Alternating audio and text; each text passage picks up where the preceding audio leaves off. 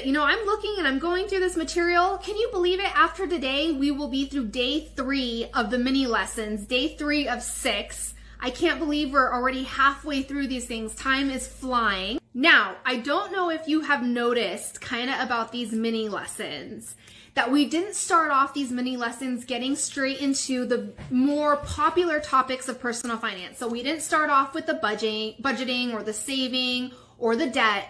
Instead, I really wanted to do them kind of structured the way that my new book is, My Money, My Way. So we are doing a My Money, My Way 6-day mini lesson series to celebrate my brand new book, My Money, My Way, Taking Back Control of Your Financial Life. I wanted to structure this around doing the hard work first before we jump into kind of these normal type of popular kind of topics.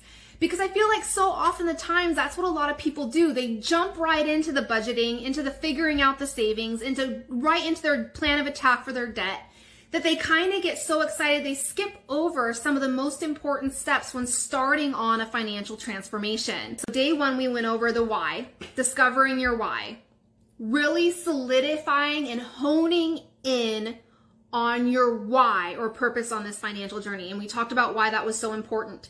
Yesterday, we went over the financial awareness aspect and why tracking your spending, recognizing, understanding, and most importantly, accepting your starting place on this financial transformation. We talked about that yesterday. Today, we are talking about your financial priorities or financial goals when everything seems equally important. Now, when I started my financial transformation, I felt like I needed to be doing all these different things, saving for 100 different things, investing for 3 or 4 different things, while paying off debt, while figuring out my budget, while still being a mom. I felt like I had to do all these things. So how do you hone in and identify the financial goals and priorities in your life that you want to be working on when everything seems equally important? And I thought that's really important because you can't create a budget without this step. Now, I get a lot of questions here at the Budget Mom. Miko, I'm getting my tax refund. Where should I put it? What should I do with it? Or Miko, I just got a bonus at work. What should I do with that money? Or I had some extra money, or extra income, discretionary income in my budget. I don't know where to place it. This is going to answer all of those questions. This is part of writing your financial roadmap, your financial plan. This is a very important part of that step. And it also ties into understanding what you want to accomplish with your money. And that's personal. And that's unique. Remember, My Money, My Way is all about you and your personal, unique goals, values, dreams, the life that you want to live, right? And so today I'm going to help you hone in and solidify your financial priorities. So when you do say, I know we're getting into tax time, when you do get your tax refund, you know immediately what to do with that money. So as I talked about, when I was writing my book, My Money, My Way, I came from a place of understanding. I came from a place of understanding and knowing that personal finance, there is diversity in personal finance, and that is something that should be celebrated, right? The uniqueness of all of us and how really beautiful that is. To watch somebody, so passionate and dedicated to something that they believe in, something that they know in their heart is right for them. That's a really beautiful thing to see.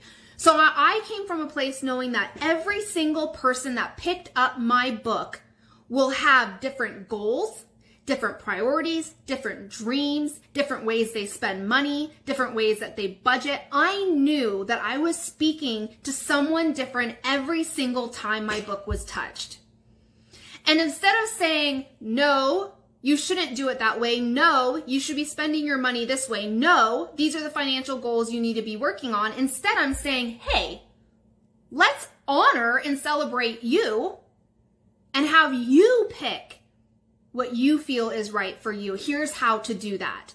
So money does kind of, if you think about it, money is in a lot of different aspects of our lives, right? It touches many different aspects of our lives. Therefore, there are endless options on what we could do with our money, right?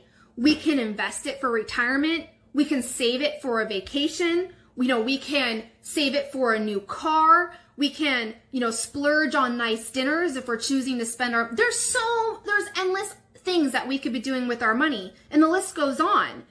So when you are overwhelmed with all these, like, should I save for, should I invest for retirement, or should I save for this new car I'm going to be needing down the road? When you're faced with all these options, what happens is we feel like all of this is important to us. And so we spread ourselves thin. And what I mean by that is we start spreading our money among all these different goals and priorities. And then what happens? We sit here and we say, I rarely am seeing progress here. So the point today is to get you to a very solidified, very narrowed down list where you're going to tackle the things that are the most important to you and see the progress that you want to see in your life. Now, one of the things is the first step that we need to do, number one, we need to identify the difference between a want and a need in our lives. And this is kind of hard for me to come out and tell you, this is a want, this is a need, here's a list. I can give you some examples, but ultimately, you need to define what a need is and what a want is in your life, because it's going to be very different for everybody. For example, if I come out and say, I need to buy a new car in my life because the car I have is breaking down. I have a child that I need to make sure gets to daycare. I have a job that I have to go to. Versus someone who says, I want a car because I want a nicer car. So for one person, it's a need. For another person, it's a want. And there's no wrong or right here. It's not wrong that that person wants a new car, right? And so what you need to do, I feel like this, it's easy to identify when our needs aren't being met, right? So it may, in the beginning, feel very difficult to say this is a need, but it becomes very easy to identify when that need is not being met in our lives. A want is a little bit different. And I always feel like with wants, we always have more of them than we can afford, right? I see this happen a lot when people start their sinking funds. We're talking about chapter 6 in my brand new book, My Money, My Way. We're going over discovering your true priorities when everything seems equally important. That's what we're discussing. But I feel like, and in that chapter, we talk about sinking funds, right? And I feel like one of the number one things that I see when people start sinking funds in their lives, if you're not familiar and haven't gotten to that chapter in the book yet, a sinking fund is saving a little bit from each paycheck for a specific planned or known event or purchase in the future. Basically, you're choosing to save a little bit each paycheck instead of having it be such a hit to your budget later on when it comes up time to pay for that. And so I see so many people start sinking funds and they have 30 of them because they feel like, I want to save for all of these things, and I'm doing it in a really responsible way, so I'm going to tackle all of them. And then we go to create our budget and we realize, well, wait a minute, I don't have it in my budget to save for all 30 sinking funds, right? And so wants are things like, smaller things can be like, saving for a new swimsuit. Saving for me, I'll save up for like a new pair of jeans that I've been really wanting. Or it could be even bigger things like saving up for a new car or saving for, maybe a new trampoline for the kiddo, right? These are more of want items, some smaller, some bigger.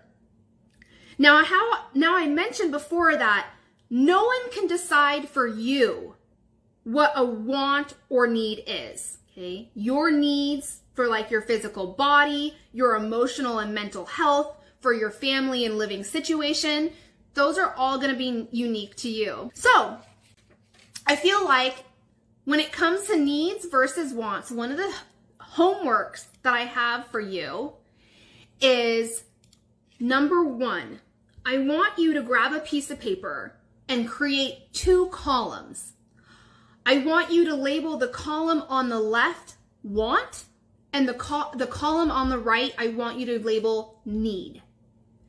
Then I want you to sit down and start thinking about all the different goals that you are wanting to accomplish or have with your money. Okay, these are financial goals that you can identify very quickly in your life. And don't hesitate to write things down here. I just want you to start creating lists. If it's to save for a new car, make sure you write that down. And I want you to identify if it's a need or a want in your list, in your life. Maybe you get one and you're kind of stuck. I don't know if this is a want or a need in my life. And that happens because sometimes our wants seem so important, they can feel like needs to us. So one of the things that I like to do is, what is the consequence if I don't hit that financial goal in my life? How severe is that consequence, and what does it look like in my life if I don't hit that goal? That's one of the questions I want you to ask yourself, because that could help you determine whether it's a want or a need. Once you have your columns filled out with your wants and your needs, I want you to take your list and I want you to separate your list kind of on a different list. Take your dedicated financial goals, start with your needs. So we're going to create dedicated financial goals for ourselves, starting with the most prioritized, which are our needs, right? We want to make sure that we are taking care of our needs first. And what this might look like is maybe one of your financial goals is to pay for the upcoming semester for your child's college.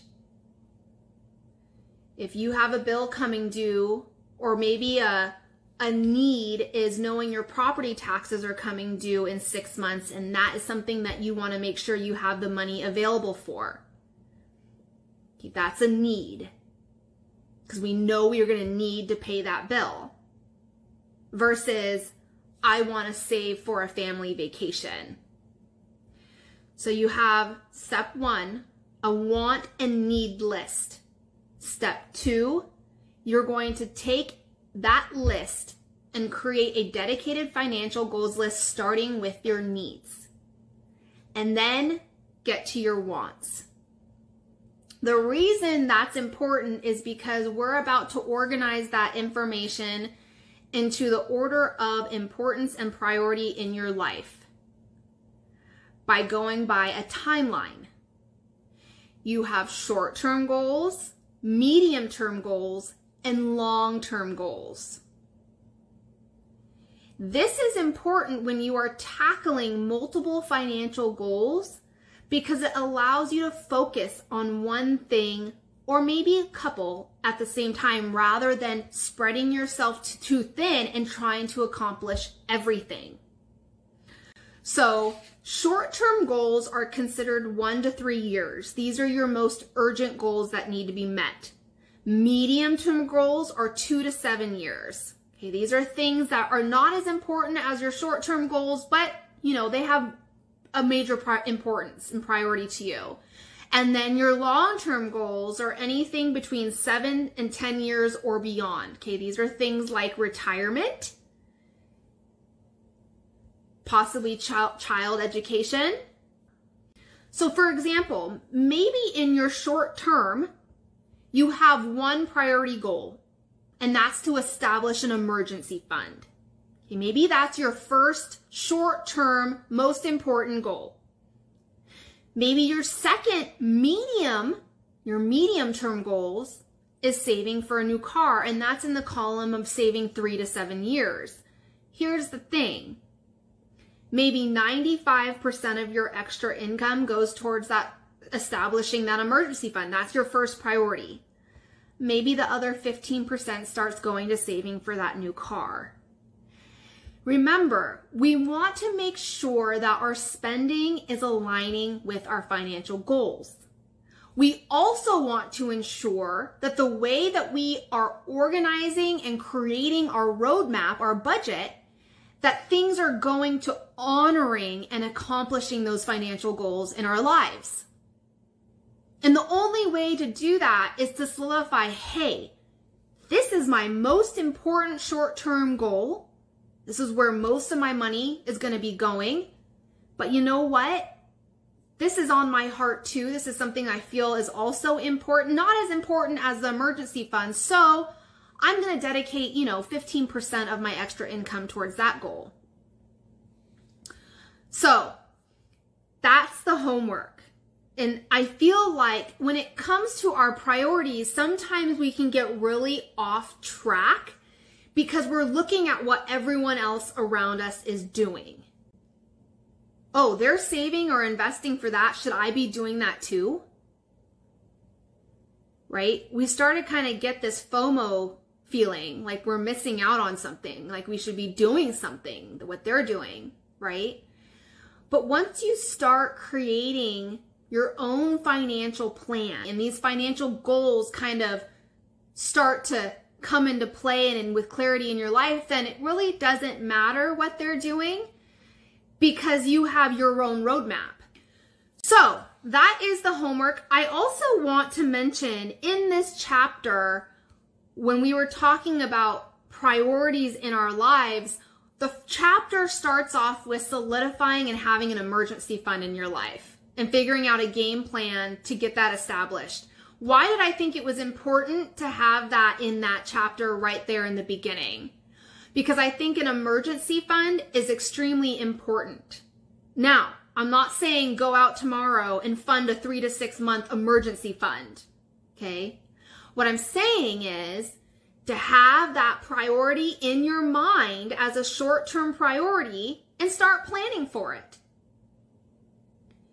To have that game plan in place saying, hey, making sure I can cover unexpected emergencies in my life so I'm not constantly taking 1 step forward and 2 steps back when real life hits me. And I talk in the book about doing a kickoff emergency fund. This is saying to yourself and looking at your finances and saying, you know what? It's realistic for me to save a couple $100s in the next couple of months for my emergency fund. Great. That's your kickoff emergency fund. Does that mean that you have to stop there? No. You can continue to have that short-term goal until you hit the amount that you have set for yourself. I just wanted to ensure that you had a game plan started in your mind and on paper to hit that goal. So, number 1 homework, needs and wants in your lives, 2 columns. Step number 2, you're going to create a dedicated financial goal list from your needs and wants. And your needs are going to become your first dedicated financial goals. And then you're going to take that list and you're going to organize them into short, medium, and long-term goals. Now, if you have multiple goals under, say, short-term, maybe you have 3 short-term goals, I want you to order them in order of importance in your life. So maybe emergency fund number 1, maybe a surgery that you have to do, that's a short-term goal, needs to be paid for soon. Maybe that's number 2. You know what I mean? So these are just examples, but I wanted to make sure that we talked about the basic building blocks and we're covering the hard work, knowing more about ourselves, what we want, and what we are truly trying to accomplish with our money, because we can't do the rest of the other stuff without this. This is all around the celebration of my brand new book, My Money, My Way. It's out right now in bookstores, retailers, online, Amazon. You can get a copy at thebudgetmom.com/My Money, My Way. And I go into a lot more detail on all of these different mini lessons. If you're wanting more detail about what I am talking about in these mini lessons, we go into different action steps, and if you haven't already, make sure you grab the accompanying worksheets that come with each chapter that you can use with the action steps. We have that over there at the same webpage, thebudgetmom.com/mymoney my way. You can get those worksheets to kind of help you work through these action steps. Let me know in the comments too, if you have your #1 short-term priority goal written down and you've established that. I want to know and see that in the comments. I would love to cheer you on.